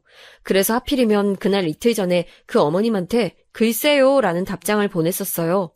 솔직히 그렇잖아요. 쓸데없는 내용을 보내봤자 저는 드릴 말씀이 없는데 그래서 글쎄요라고 홧김에 보냈는데 그 어머님께서 무척 화가 나셨었나 봐요. 저를 보자 당장에 따지기 시작하셨죠. 손님들이 다 쳐다보길래 저는 쪽팔려서 밖으로 어머님을 유도했고요. 어머님이 계속 저한테 소리를 지르면서 그따위 정신머리로 애를 어떻게 돌보겠냐며 흥분하시길래 그럼 제가 지금 어떻게 해드릴까요? 무릎이라도 꿇을까요? 자포자기로 그런 말씀을 드렸어요. 그랬더니 그 어머님이 저보고 진짜 꿇을 것도 아닌데 허세 부리지 말라고 하시더라고요. 저한테 삿대질까지 날리는 것까지 보고 그냥 제가 무릎 꿇었어요. 안 그러면 도저히 안 끝나겠다 싶어서요. 아니나 다를까 제가 꿇으니까 그 어머님께서 조용해지셨습니다. 많이 놀라셨나 봐요. 그러더니 앞으로 애들 똑바로 보시라는 말을 남기신 채 주랭랑을 치셨죠. 저는 한숨을 쉬면서 무릎을 털고 일어났는데 앞불싸. 너 지금 여기서 뭐하니? 방금 그 사람은 유치원 애 엄마인 것 같던데 유치원 교사라는 게 정말 비참하고도 비천하구나. 시어머니께서 저를 부르시는 게 아니겠어요? 그 스타벅스는 드라이브스루 매장이라고 해서 차에서 내리지 않고 그대로 차에 탄 채 주문을 해서 나가는 매장이었는데요. 시어머니께서 차를 타고 주문을 하시는 구역에 잠시 정차하셨다가 하필 저를 목격하신 것이었어요. 마치 운명의 장난과도 같았죠. 저는 할 말이 없어서 그냥 꾸벅 인사만 드렸고요. 그러자 시어머니께서는 깔깔거리며 눈빛으로는 저를 한없이 깔보셨습니다. 그런데 문득 조수석에 계시다는 걸 알아차렸어요. 그렇다면 운전석에 스타벅스 커피를 수령하고 계신 왠지 남성분으로 추정되는 저분은 누구란 건가요? 궁금증이 피어올랐는데 얼마 후 해결이 됐어요. 다름 아니라 시어머니의 남자친구였습니다. 동년배끼리 알고 지낸 지는 2년 넘으셨는데 정식으로 진하게 사귀어보자고 한 건 반년이 좀 넘어간다고 하셨어요. 저랑 남편이 결혼한 게 도화선이 되었다네요. 저희 결혼식을 보면서 시어머니께서는 재혼의 꿈을 키우셨대요. 그러거나 말거나 재혼하실 거면 하시라고 그랬습니다. 제가 뭐라고 의견을 얹겠나요? 하시면 하시는 거였죠. 그런데 시누이는 시어머니의 남자친구인 그분이 무척 마음에 든다고 했어요. 그때 눈치챘죠. 아, 그분이 돈이 많으신가 보구나. 네, 역시나 재력가라고 하시더군요. 그리고 시어머니께서 연애만 이어가시는 게 아니라 굳이 결혼이라는 걸 하시겠다고 마음을 품으신 대목을 짚어보면서도 뭔가 느낌이 왔죠. 아, 그분이 고학력자이시겠구나. 네, 역시나 엘리트 집안이었고 그분의 아들 되시는 분은 명문대 교수라고 하셨어요. 시누이는 아주 신이 나가지고 시어머니와 작당을 하면서 재혼 성사에 열을 올렸죠. 도련님은 별로 관심 자체가 없어 보이셨고요. 남편은 한창 일이 또 바빠가지고 있을 때라서 신경 쓸 겨를이 없었네요. 저는 상황이 진행되어 가는 걸 보니까 시어머니께서 허락만 하신다면 저는 슬슬 끼고 싶었는데 거절당했어요. 저는 끼지 말라고 하시더라고요. 너는 유치원이나 나가서 애들 뒷바라지나 하고 애들 엄마 앞에서 무릎 꿇고 절이나 하려무나. 괜히 네 시애미가 잘나디 잘난 집안과 결합한다니까 콩고물 얻어먹을 거 있을까 싶어서 내 환심 사려고 기웃거리지 말고. 알았니? 난 네가 능력도 쥐뿔도 없는 주제에 내 아들 등골 빼먹으면서 사는 것만으로도 아주 치가 떨리고 이가 갈리는 사람이니까. 시어머니께서 일가를 터뜨리시자 옆에서 시누이가 기세 좋게 콧방귀를 끼면서 저를 노려봤어요. 참 어쩜 그렇게 포용력이 없으셨을지. 그때 저의 자존심이 상한 게 솔직한 심정이었으나 그래도 티는 안 내서 다행이었네요. 시어머니께서는 그로부터 몇 달 후 진짜 그분과 재혼을 하시게 됐어요. 재혼인데다가 양쪽 다 나이가 있으신 분들이었으니 소박하게 다들 모여 밥을 먹고 교류나 하자는 취지로 재혼식이 열렸고요. 그런데 재혼식이 주말이 아니라 금요일 저녁 7시였어요. 시간 맞춰서 어떻게든 남편을 올 거라고 했었는데 왜 불길한 예감은 틀리지 않는 법인지 5시가 되니까 남편한테서 연락이 오더라고요. 정시 퇴근이 불가능하게 돼서 도저히 그 시간 못 맞출 것 같다고요. 워낙 바쁘니까 별 수 없는 일이라 생각했고 그냥 알았다고 답했네요. 시어머니께도 말씀을 당연히 드렸죠. 남편은 많이 늦을 것 같다고요. 그런데 제가 또 괜히 말을 했었나 봐요. 시어머니께서 제 말을 듣더니 표정이 싹 바뀌시는 게 아니겠어요? 고운 올림머리에 비싼 한복까지 차려입으셨으면 마음을 너그러이 써주셨음 좋으련만 식장에 있는 건물에 도착했을 때 시어머니께서 저한테 이런 주문을 하셨습니다. 예, 넌 들어오지 말고 밖에 어디든 나가 있으렴. 내가 교수 집안하고 재혼을 하는데 쪽팔리게 시리 급 떨어지는 유치원 교사를 들이밀면 재혼 시작부터 말아먹을 수 있잖니. 저보고 안에 들어오지 말고 아예 밖에 있으라고 하셨어요. 근데 그때가 아무리 가을이긴 했어도 일교차가 확 클 때였거든요. 하필 그날이 엄청 춥기도 했고요. 그런데 저보고 밖에 있으라니 진짜 어이가 없더라고요. 그때 시누이가 옆에서 거들었습니다. 그래 맞아. 우리 집안을 위한다면 설신성인의 자세로 식장에 들어오지 않고 밖에 있어주는 게 어떨까? 밖에 있다가 혹시나 유치원 애엄마 마주치거든 꼭 무릎 꿇어드리고 알았지? 그러면서 시어머니랑 마주보면서 피식 웃더라고요.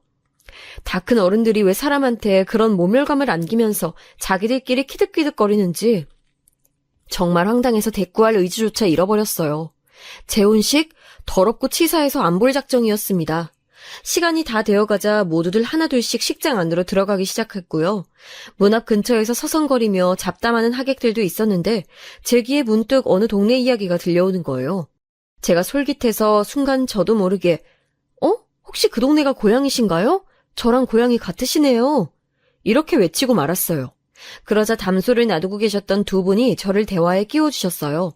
전 그때 말씀드렸어요. 거기가 고향이라는 건 사실은 진짜 태어난 곳은 아닐 수도 있고 그냥 고아원 선생님이 알려주셨다고.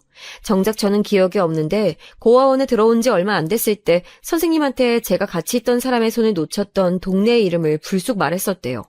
근데 저는 그곳에서 발견된 게 아니라 다른 지역에서 발견된 실종 아동이었거든요. 그래서 선생님은 대수롭지 않게 들으셨다가 제가 입양 가게 됐을 때 말씀해 주셨어요. 제가 그런 말을 했던 적이 있었다고요. 어쩌면 단서가 될 수도 있는 것이었지만 저는 입양 간 집에서 사느라 정신없어서 다 잊어버리고 살았었죠. 그런 얘기들을 저도 모르게 그냥 술술 했었던 것 같아요. 근데 제가 말을 하던 동안 두 분이 고개를 갸웃갸웃하면서 들으시는 거예요. 그리고는 신기하다고 하셨어요. 저는 뭐가 신기하단 건 줄 모르니까 그냥 그러려니 했고요. 시간이 돼서 다들 안으로 들어갔는데 저만 뻘쭘하게 밖을 서성이고 있었습니다. 빨리 남편이나 오길 바라면서요.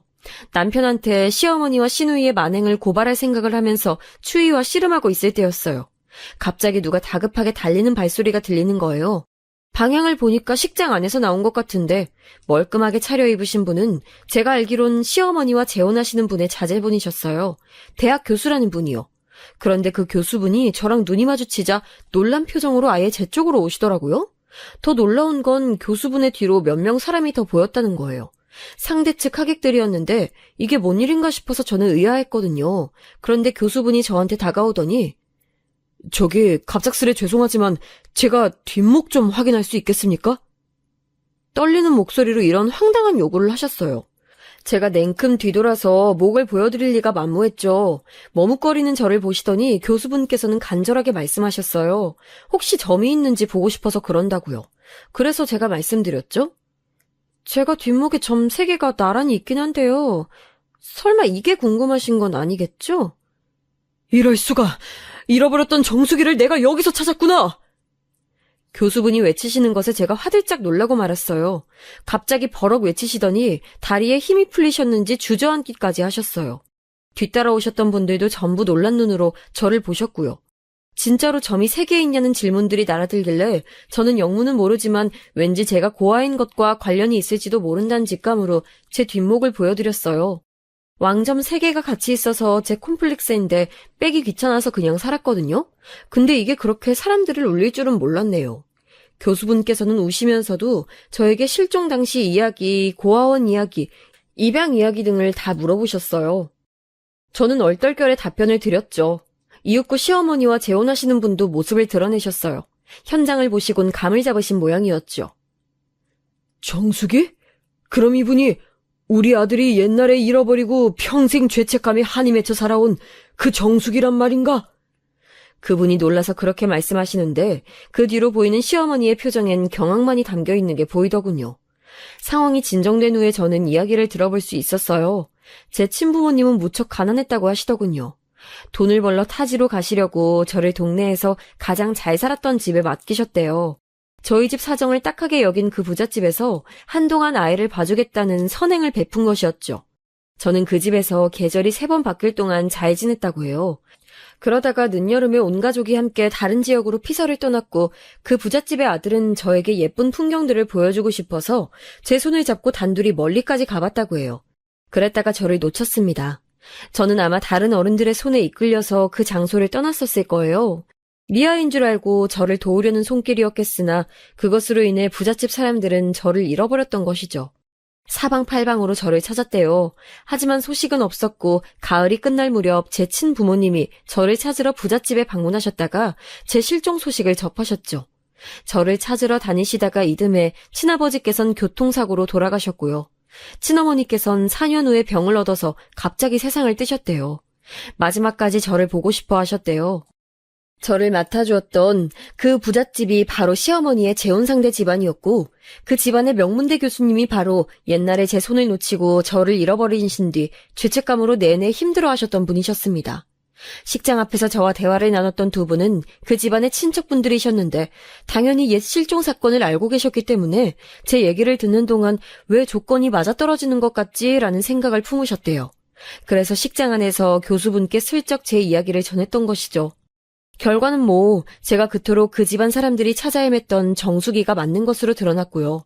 제가 살아온 이름은 완전히 다른 이름이었기에 어색했지만 저를 부르짖으며 이제라도 속죄하게 돼서 다행이라며 우시는 분들을 보니까 마음 한구석이 울컥하더라고요. 늦게 도착한 남편은 이게 다 무슨 상황이냐며 어리둥절했어요. 하지만 시어머니만큼 어리둥절했을까요? 저는 본능적으로 제가 우위를 점하고 있음을 알았답니다. 어머님, 제 생각엔 어머님의 잘난 유치원 교사 며느리가요, 입 한 번 뻥끗하는 걸로 어머님의 재혼을 없던 일로 되돌릴 수 있는 능력을 지닌 것 같아요. 이걸 어떡하죠? 시어머니께서는 아연실색하셨죠. 우선 제 존재의 등장으로 인해 시어머니의 정식 재혼은 잠시 미뤄지는 걸로 가닥이 잡혔어요.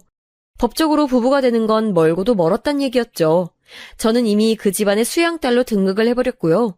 저한테 정식으로 재산 떼어주겠다고 하시네요. 제 과거가 밝혀지자 저희 부모님, 오빠, 언니 모두 난리였고요. 시어머니와 시누이는 제 앞에서 입을 꾹 다물고 지내세요. 괜히 쓸데없는 말실수라도 해서 제 심기를 거스르니 차라리 입을 다무는 편을 택하셨나 봐요. 기억에서 가물가물한 저의 옛 과거가 현재의 저를 뒤흔들 줄은 저도 몰랐고 아직 실감이 안 나기도 하지만 앞으로 제가 이 상황을 현명하게 잘 끌어나가야겠죠.